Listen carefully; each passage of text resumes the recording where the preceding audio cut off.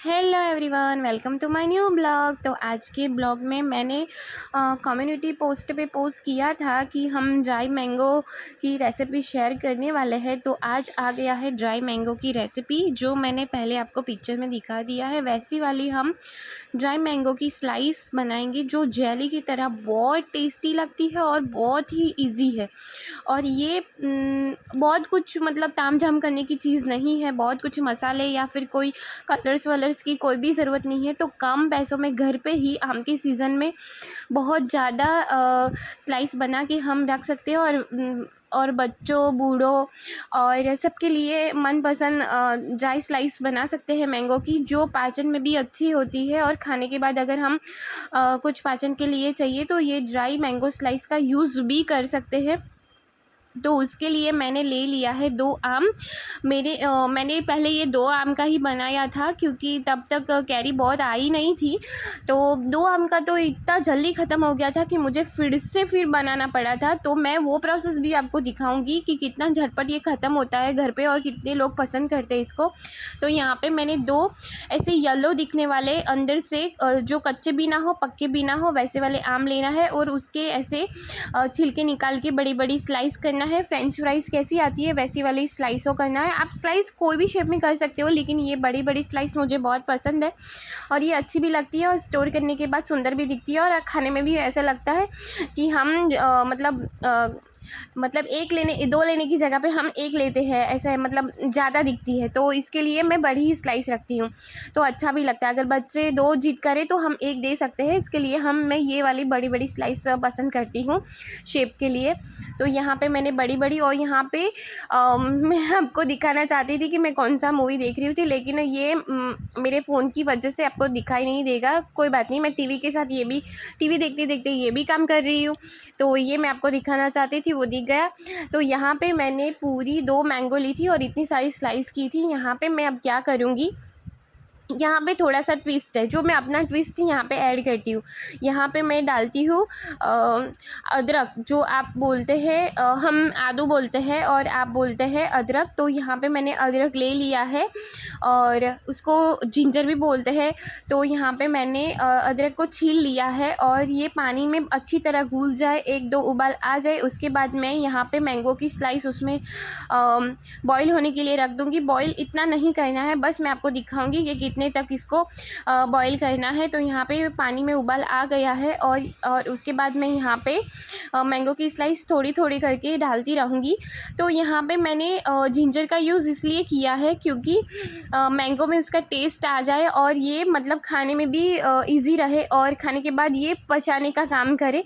इसलिए मैं यहाँ पे जिंजर का फ्लेवर ऐड कर रही हूँ। तो जिंजर का फ्लेवर ऐड करने का ये सबसे ईजीएस्ट तरीका है। आप ऊपर से जिंजर का पाउडर भी छिड़क सकते हो ड्राई होने के बाद, लेकिन वो करने से ज़्यादा अगर ये पानी में ही एब्जॉर्व कर ले तो ये बहुत अच्छा रहेगा। तो इसके लिए मैं यहाँ पे पानी में ही जिंजर को छील के डाल देती हूँ। तो यहाँ पे देखो, मैंने सारी स्लाइस पानी में डाल दी है। मैंने बहुत ज़्यादा पानी भी नहीं लिया है, क्योंकि मुझे मैंगो की स्लाइस के हिसाब से ही पानी लेना था, तो 3 ग्लास लिया हुआ था। तो यहाँ पे देखो कि उबाल 1-2 बार उबाल आने के बाद मैंने पानी में डाला है। तो ये बहुत देर तक पकाने की ज़रूरत नहीं है, तुरंत ही पक जाएगी, और पकने के बाद पता भी चल जाएगा। तो पकने के बाद मैं क्या करूँगी, एक स्लाइस उठाऊँगी और उसको कट करने की कोशिश करूँगी। अगर वो ईज़िली कट हो जाए तो ये पक गई है, मतलब ये पकी जाती है। 2 उबाल ऑलरेडी ले लिया है, और 2 उबाल लेने के बाद, मतलब स्लाइस डालने के बाद 2 उबाल और लेना है, तो 4 उबाल में ये पकी जाती है। तो यहाँ पे मैं आपको दिखाऊंगी, मतलब कम से कम 2 या 3 मिनट ही आपको चलाना पड़ेगा, ज़्यादा चलाने की ज़रूरत नहीं है। तो यहाँ पे ये इजीली कट हो रही है, तो मैं यहाँ पे इसको बंद कर दूँगी। देख सकते हो आप कि ये इजीली कट हो रही है, तो मुझे और चलाने की ज़रूरत नहीं है। ज़्यादा चलाऊंगी फिर सूखने के लिए और देर लगेगी, इसलिए मैं इतने में ही इसको स्टॉप कर दूंगी। तो आप हाथ से भी, अगर गर्म ना लगे तो हाथ से भी आप कर सकते हो, तो आपको पता चल ही जाएगा। ज़्यादा बॉईल करने की ज़रूरत नहीं है। तो यहाँ पे ये देखो, उबाल भी दिख रहा होगा आपको। तो यहाँ पे मैं गैस ऑफ़ कर देती हूँ। तो ये पकने के बाद अपने आप पता चल ही जाती है, उसका कलर भी चेंज हो जाता है, थोड़ा ज़्यादा येलो हो जाता है। तो इस स्टेप पे हमें गैस को बंद कर देना है और आपके पास ऐसे छलनी हो तो उसमें पूरी स्लाइस और पानी को अलग अलग कर लेना है और थोड़ी देर ये ठंडा होए, पूरा ठंडा हो जाए उतनी देर आपको रखना है। तो यहाँ पे मैंने पानी को अलग कर लिया है और ये मैं स्लाइस को पूरा ठंडा होने तक यहाँ पे रख दूँगी, क्योंकि गरम इसका यूज़ नहीं करना है। पूरी रूम टेम्परेचर पर ये आना चाहिए, पूरा ठंडा हो जाना चाहिए। तो ये अपने आप ठंडा होगा, तब तक मैं अपना दूसरा काम कर लेती हूँ। मैंने जो पानी निकाला था उससे आप बहुत अच्छी शिकंजी बना सकते हो, लेकिन वो अभी मैं आपको नहीं बताऊँगी, पहले मैं आपको यही बताऊँगी। तो यहाँ पे देखो ये पूरी ठंडी हो गई है और ठंडी होने के बाद ये थोड़ी कड़क जैसी हो जाती है, तो ये अच्छी बात है, ऐसी हमें चाहिए होती है। अब ये हम क्या करेंगे, एक बर्तन में इसको ले लेंगे और पूरी अच्छी तरह निकाल लेंगे, धीरे धीरे निकालेंगे, क्योंकि ये मैंने बॉईल की है तो ज़्यादा हम दबाएंगे तो मैश हो जाएंगी। तो इसके लिए हम पूरी सावधानी से इसको निकालेंगे, बस यही सावधानी रखनी है और भी कुछ करना नहीं है इसमें, ना कुछ मसाले ना कुछ, बस इतना स्टेप हमें संभल के करना होता है कि बॉईल कितना करना है और बॉईल होने के बाद ठंडा कितना करना है, ठंडे होने के बाद इसको एक बर्तन में से दूसरे बर्तन में कैसे लेना है, बस इतना ही आप ध्यान रखोगे तो ये आपका इतना परफेक्ट बन के रेडी होगा कि आप बाहर इतना 300-400 का लेते हो वो लेने की ज़रूरत नहीं है। और ये आम के सीज़न में बहुत सारा बना के भी आप स्टोर कर सकते हो, 1-2 महीने तक तो बाहर भी रख सकते हो एयरटाइट डिब्बे में भर के, और फ्रीज़ में तो आप साल भर भी इसका यूज़ कर सकते हो, कुछ भी नहीं होने वाला है, ना कलर चेंज होने वाला है ना कुछ भी होने वाला है।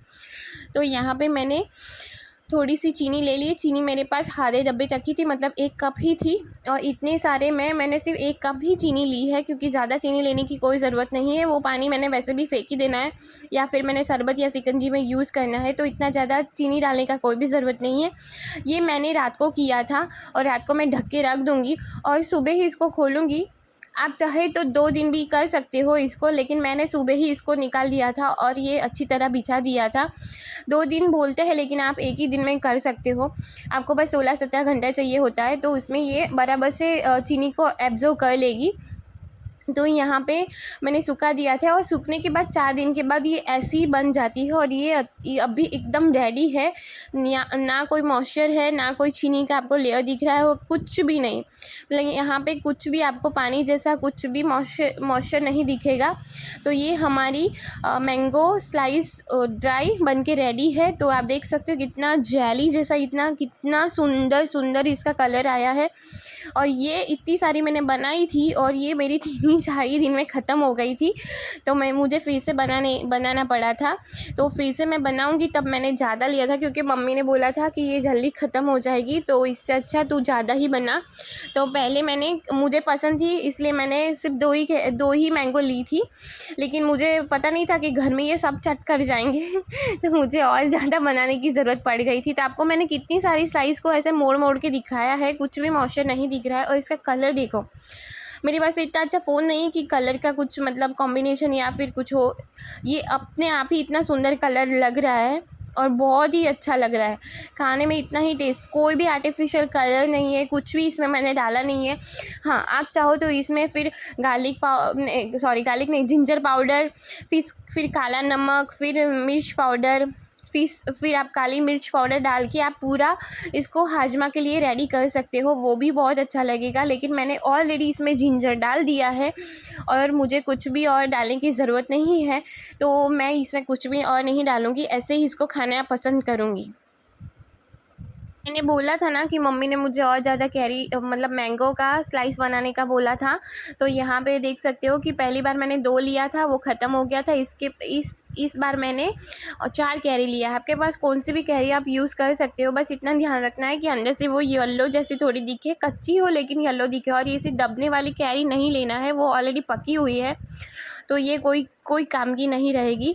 तो हमें ऐसी कैरी लेनी है, ऐसी मैंगो लेनी है जो हम दबाएंगे लेकिन दबेगी नहीं, लेकिन अंदर से थोड़ी येलो और कड़क कड़क निकलेंगी। तो यहाँ पे ये देख सकते हो, पहले वीडियो में मैंने आपको अच्छी तरह नहीं दिखाया था, तो यहाँ पे मैं दिखा देती हूँ। ऐसे चाकू से इसके छिलके निकाल लेना है और उसके बाद तो मैंने आपको बताया था कि प्रोसेस में क्या करना है, तो बस यही करना है। तो आप देख सकते हो सिर्फ मैंगो चाहिए, बॉयल वाटर चाहिए और थोड़ी सी चीनी चाहिए और कुछ भी नहीं चाहिए। और आपको टेस्ट के लिए मैंने जिंजर बोला था, वही चाहिए। और उसके बाद ये रेडी होके जो बनता है और घर में सबको पसंद है। हमारे यहाँ पे तो ये सीज़न में बना के सब बेचते भी है, तो बेचते हैं तो उतना महंगा देते हैं ये लोग और हम लेते भी नहीं है, क्योंकि हम तो घर में ही बना लेते हैं। लेकिन अगर ये ख़त्म हो जाए तो फिर स्टोर पे से लेते हैं, तो ये 300-400 का कुछ 100 ग्राम या फिर 150 ग्राम ऐसा कुछ आता है। और फ्लेवर इसके अलग अलग होते हैं, प्रोसेस तो एक ही होती है, बस मैंने आपको बोला ना कि फ्लेवर बना देते हैं ये लोग। तो यहाँ पे मैंने देखो, यहाँ पे मैंने पूरी मैंगो के स्लाइस जैसे किए थे वैसे मैंने कर दी। और यहाँ पे पूरे प्लेट भर के मैंने तो मैंगो की स्लाइस इस बार लिया हुआ है। तो यहाँ पे ये आप देख सकते हो कि येलो दिखेगा, लेकिन ये कच्चा है, पक्का नहीं है। तो वैसे ही मैंने इस बार बॉईल किया है, तो 2 बर्तन में बॉईल किया है, क्योंकि मैंगो ज़्यादा थी, स्लाइस ज़्यादा हो गई थी, तो एक बर्तन में पॉसिबल नहीं है, तो मैंने 2 बर्तन लिया था और सेम प्रोसेस मैंने अप्लाई किया था। तो आप भी देख सकते हो कि कितना मतलब लोगों को और घर को पसंद आता है कि आपको दूसरी बार भी बनाना पड़ जाएगा। तो आप बनाओ और फिर इसको सबको खिलाओ और अपनी तारीफ़ें लूटो मेरी तरह। Okay, bye bye. Next vlog में